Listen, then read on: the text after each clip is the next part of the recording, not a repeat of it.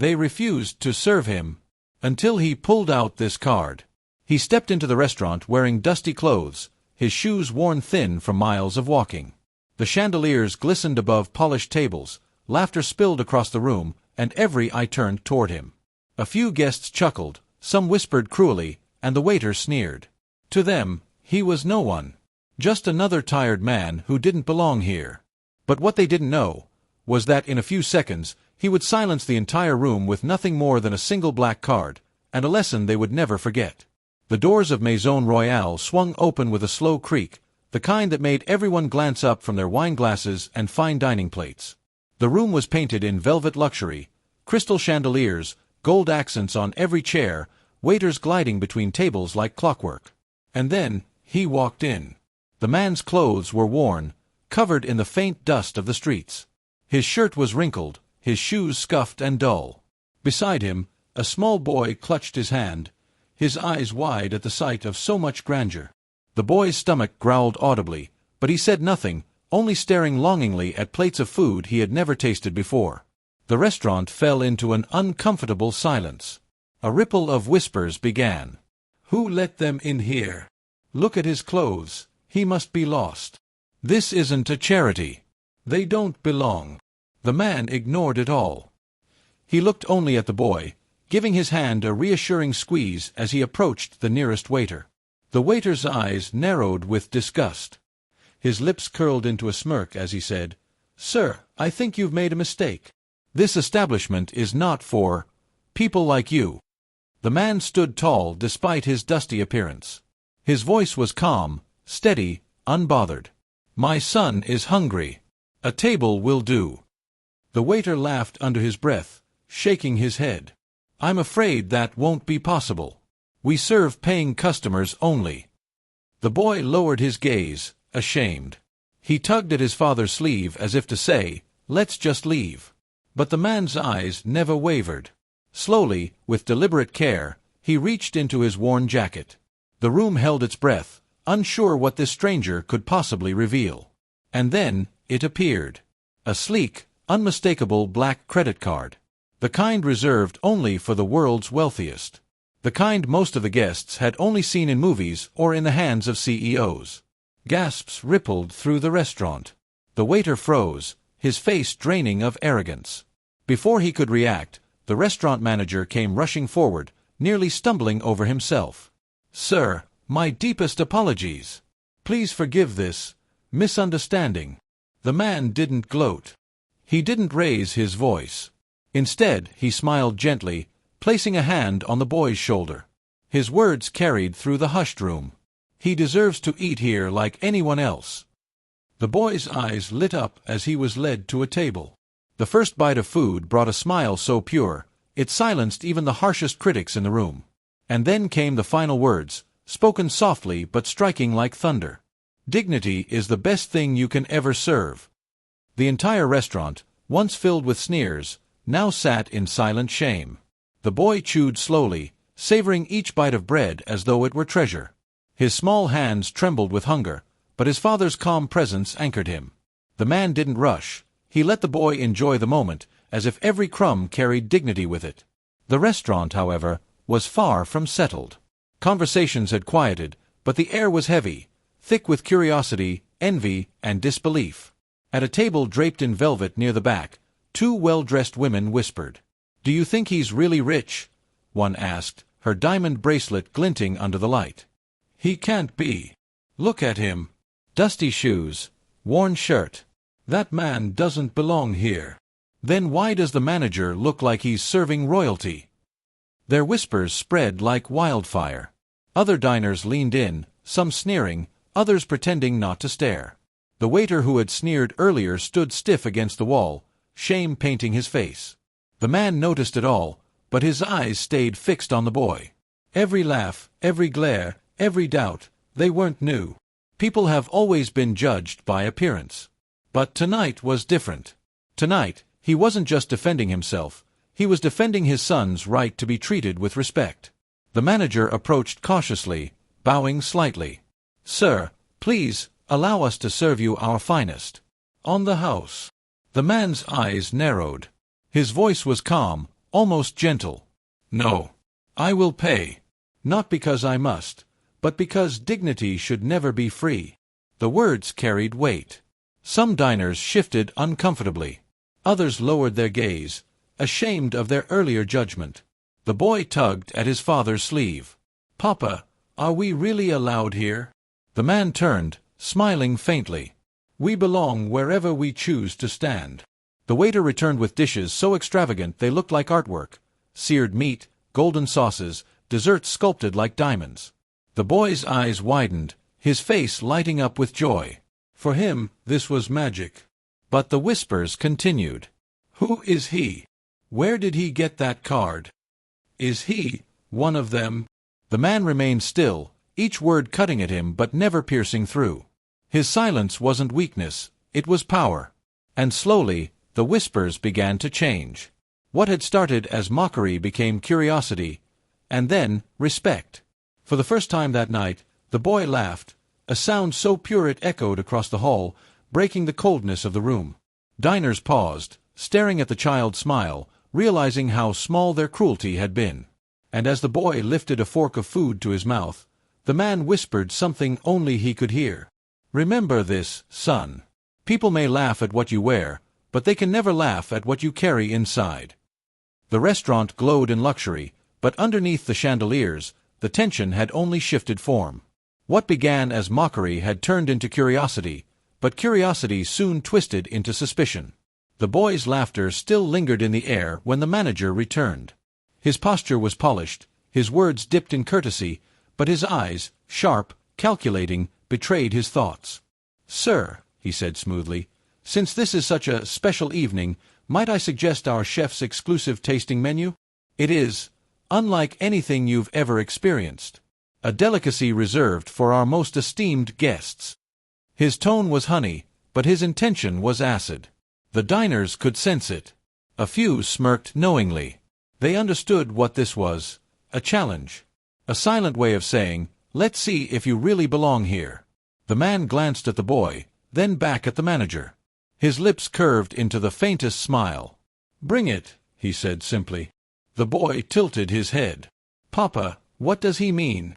"It means," the man whispered, "sometimes people measure you with plates, not hearts." Minutes later, waiters emerged carrying silver domes, each dish plated like fine jewelry. The air was thick with perfume-like aromas. The boy's eyes widened, but the man remained calm, watching the manager carefully. The first dish was placed down, a piece so tiny it barely filled the spoon. Gasps rippled. Some laughed quietly. This was the test, an insult wrapped in silver. The manager folded his hands. "Our finest. I trust you'll appreciate the craftsmanship." The boy frowned, poking at the food. "Papa, this isn't enough." The man leaned close, his voice steady, unbothered.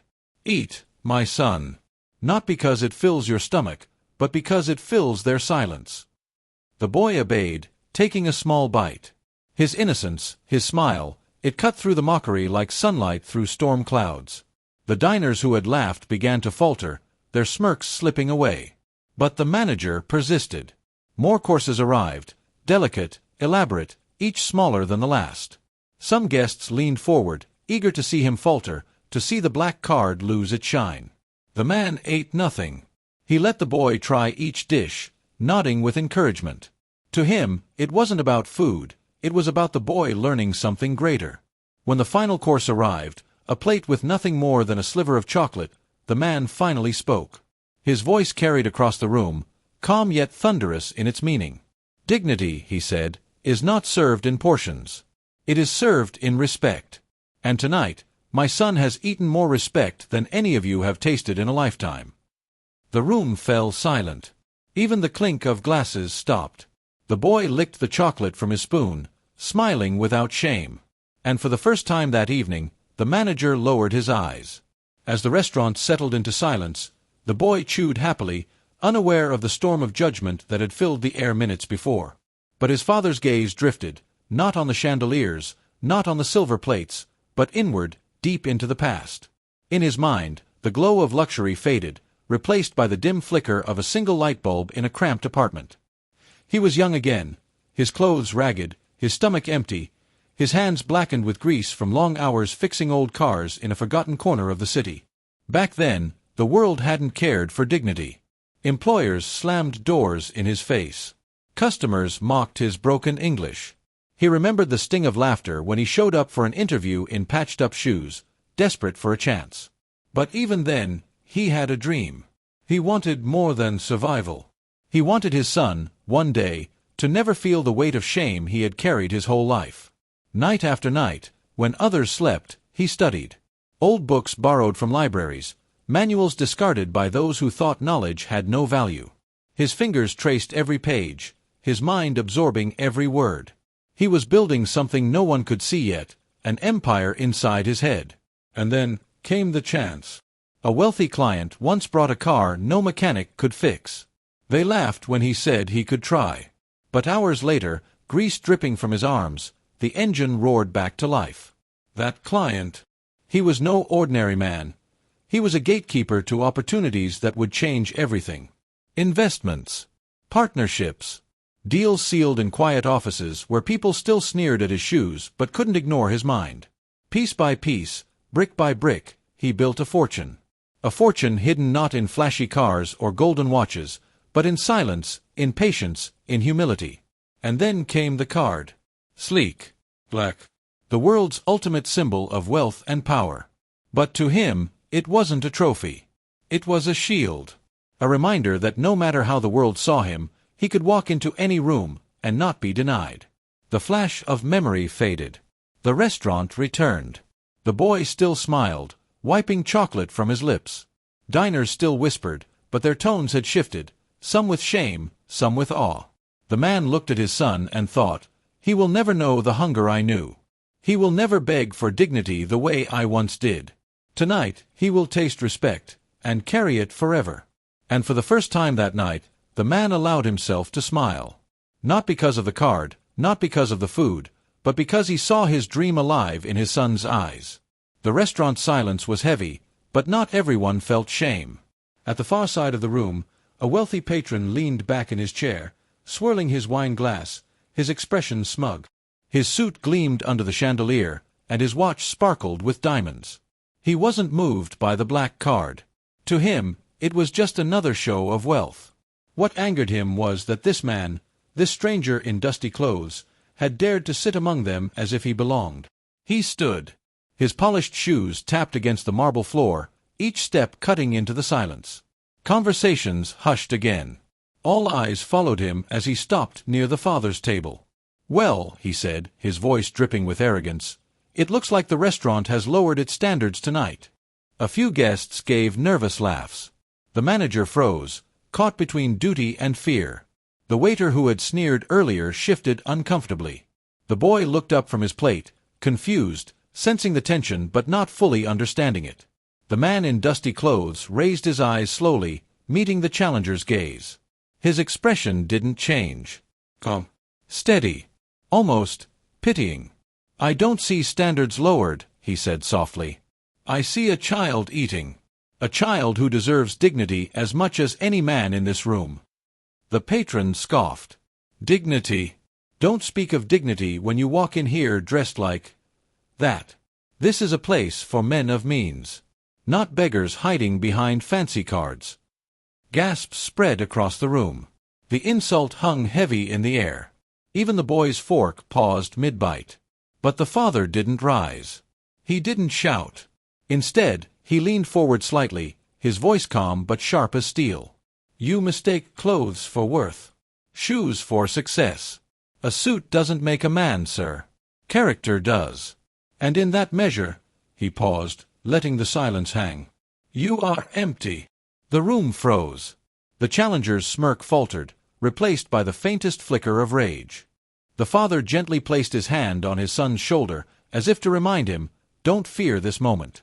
Then, almost casually, he pulled a folded receipt from his pocket and set it on the table.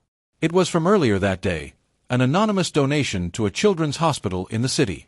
The amount written there made jaws drop. The man glanced at the patron, his eyes calm. "You buy watches for applause. I buy hope for children who will never see a dining room like this. Tell me, Which of us is truly poor? The arrogant patron stiffened, unable to speak. The boy smiled faintly, pride flickering in his young eyes. And just like that, the restaurant shifted again. Whispers didn't mock this time. They admired each other. They were respected. Some even felt ashamed of themselves. The father returned to his meal, unbothered. The boy took another bite, this time more confident. The challenger sat down, his silence louder than his insult. And for the first time in the room's history, it wasn't wealth or suits that commanded respect. It was dignity. The restaurant calmed after the confrontation. The father and son continued their meal, finishing slowly, savoring the dignity of the moment. But what they didn't know, what they couldn't know, was that in the shadows of the chandelier, half a dozen phones had been lifted during the exchange. The father's calm words, the insult, the hospital receipt, it had all been captured. By the time the boy finished his dessert, a clip had already found its way online. Mobile phone, this man just shut down arrogance in the most powerful way I've ever seen. Mobile phone, who is he? Dressed in dusty clothes, but speaking like a king. Mobile phone, the line. You mistake clothes for worth. Chills. Pure chills. The clip spread like wildfire. Views climbed in the thousands, then the millions. Hashtags trended overnight. Hashtag dignity first. Hashtag man in dusty clothes. Hashtag true wealth. By morning, local news outlets were replaying the video. Talk shows debated it. Journalists scrambled to identify the mysterious man with the black card. At the breakfast table of a downtown penthouse, a well-known CEO leaned forward, watching the video replay on a massive screen. His face hardened. He recognized the man. And he didn't like it. "This can't be good," he muttered, his voice low and edged with worry. Meanwhile, across the city, ordinary people were inspired. Parents showed their children the video as a lesson in kindness. Teachers played it in classrooms. Churches quoted it in sermons. For once, the internet wasn't mocking or canceling, it was listening. And yet, not everyone celebrated. The arrogant patron from the restaurant sat in his car that morning, seething as the video replayed again on his phone. His own face, captured mid-smirk, was being memed, ridiculed. Comments poured in, "This is what fake wealth looks like." He clenched his fist. This isn't over. Back in their small apartment, the boy scrolled through clips of their dinner now circling the globe. His eyes lit up as he read the words of strangers who now admired his father. "Dad, they love you," he whispered. But the man in dusty clothes just smiled faintly, shaking his head. "It's not about them loving me. It's about them learning the lesson. Remember, son, what we did last night wasn't for applause. It was for dignity." The boy nodded, but deep down, he couldn't shake the feeling. Their lives had just changed forever. And not everyone would be happy about it. The CEO sat in his sleek office, overlooking the skyline. His name was Dalton Hayes, a man known for his ruthless deals and polished charm. He had built an empire of glass and steel, his face often on the covers of financial magazines. But tonight, that empire felt shaky. On the screen before him, the viral video played again. The calm voice. The quiet authority. The black credit card. Dalton's jaw tightened. He knew that voice. He had heard it years ago, across boardroom tables, in whispered conversations about risks and dreams. He had once called this man a partner. Now, seeing him in dusty clothes, dining with his son in a restaurant that mocked him, Dalton felt something he had long buried, fear. "Alexander Cross," he muttered under his breath. "You should have stayed gone." The name itself carried weight. Years ago, Alexander Cross had been a rising star in the business world. A visionary. A man whose heart was too generous, too trusting. He had built companies not just to profit, but to uplift. And for that, Dalton had destroyed him. Through cunning contracts, betrayal, and quiet sabotage, Dalton had pushed Alexander into ruin. Overnight, Alexander's fortune crumbled. His name was dragged through mud, painted as reckless, irresponsible. Dalton took the pieces, rebuilt them under his own name, and left his former friend in the ashes. He thought Alexander had vanished forever. And yet here he was. In dusty clothes, but with a black card that no ordinary man could wield. speaking of dignity in a way that made Dalton's carefully crafted empire of power look hollow. Dalton slammed his fist on the desk. This can't happen. Not again. Across the city, Alexander tucked his son into bed. The boy's smile was wide, his small voice filled with hope. Dad, maybe this means things will get better for us now. Alexander brushed his son's hair back gently. Better doesn't come from what others see, son.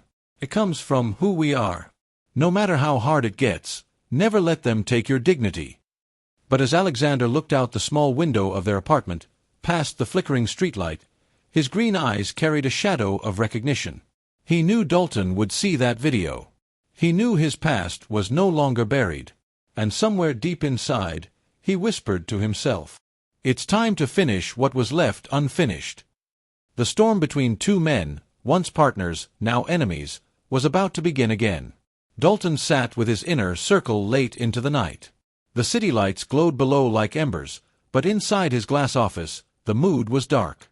"We need to get ahead of this," Dalton barked, his voice sharp. "If the world finds out who he really is, everything we've built is at risk." His advisors shifted uneasily. "Sir, the public likes him. The video." Dalton slammed a folder on the table.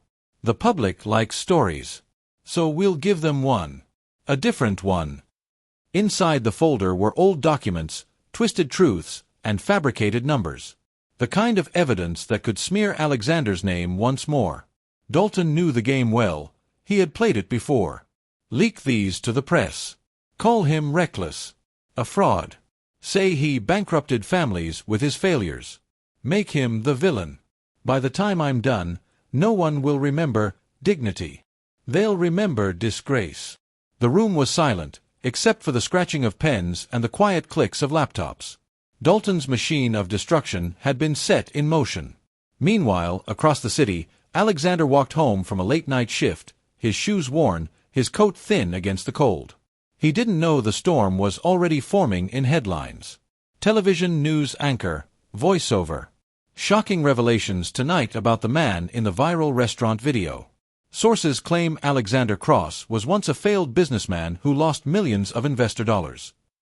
Mobile phone comment section, overlapping whispers. Wait, is this true? So he's not a hero, just a fraud? Knew it was too good to be real. The tide that had lifted Alexander was starting to turn. Online, the hashtags that once praised him now carried venom. Back at home, the boy sat at their old laptop, scrolling through the comments. His young face fell, tears welling in his eyes. "Dad, they're calling you a liar."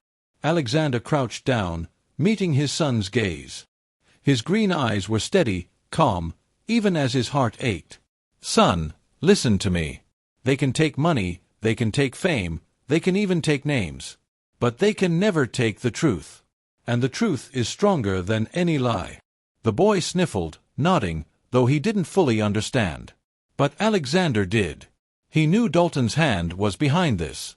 And he knew this battle would not be fought with money or power, but with dignity. The smear had begun. But so had the fight. The boy sat on the floor, the glow of the laptop casting shadows on his young face. Each scroll brought new headlines, each word harsher than the last. Mobile phone, disgraced businessman hides behind viral stunt. Mobile phone, Alexander Cross, the truth behind the fraud. Mobile phone, not dignity, but deception. He slammed the laptop shut, his chest heaving. "Why are they doing this to you?" he cried, his voice trembling. Alexander sat across the room, his hands resting on his knees, his expression calm but heavy. He had expected this storm. What he hadn't expected was how deeply it would cut his son. "Because, son," Alexander said softly, "when men like Dalton Hayes build towers of glass, they fear anyone who holds a mirror." The boy looked at him, tears in his green eyes. "But Dad, you're not what they say you are. Why don't you fight back? Why don't you tell them everything?" Alexander moved closer, kneeling so he was eye level with his son. He placed a hand gently on his shoulder. "Because fighting back the way they do only feeds the fire. Lies burn hot, but the truth endures. And if I live with dignity, that truth will shine through, no matter how dark it gets." The boy's lip quivered. But what if they never see it?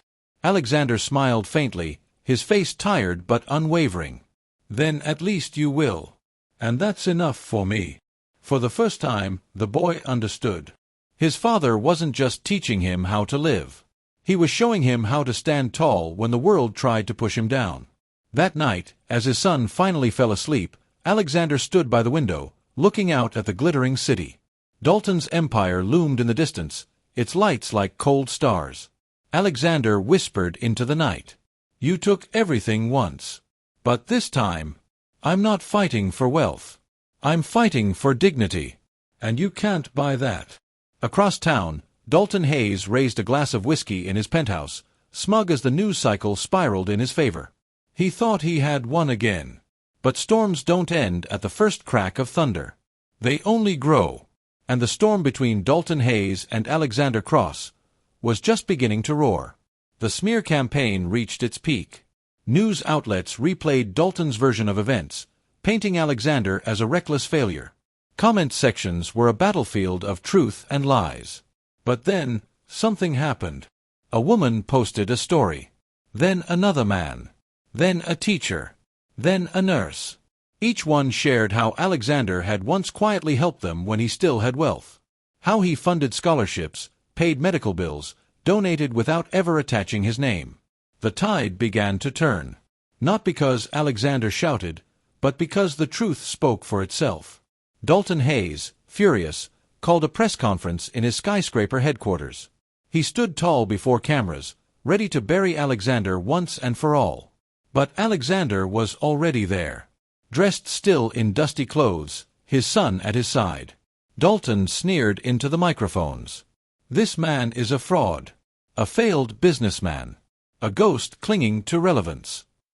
Alexander stepped forward. Come. Quiet. The room silenced. You call me a failure, he said, his voice steady. And perhaps I am. I failed at greed. I failed at chasing empty power. But I will never fail at teaching my son that dignity cannot be bought, stolen, or destroyed. Not by lies. Not by wealth. Not by men like you. The cameras flashed. The world watched. Dalton's face twitched, but for the first time, he had no words. Alexander placed a hand on his son's shoulder and spoke the line that would echo far beyond that room. Dignity is the best thing you can ever serve. And I will serve it until my last breath. The crowd erupted. Online, the clip spread faster than the smear ever had. Dalton's empire shook. And Alexander, though still in dusty clothes, walked out with his son, head held high. For him, the battle was never about winning. It was about teaching the world that true wealth is dignity. And that is how one man in dusty clothes taught the world the meaning of dignity. But this is just one story. What if I told you there are more? More secrets hidden in plain sight. More untold truths behind the faces we pass every day. If you believe in stories that open your eyes, don't just watch, subscribe right now. Because the next story may just change the way you see the world.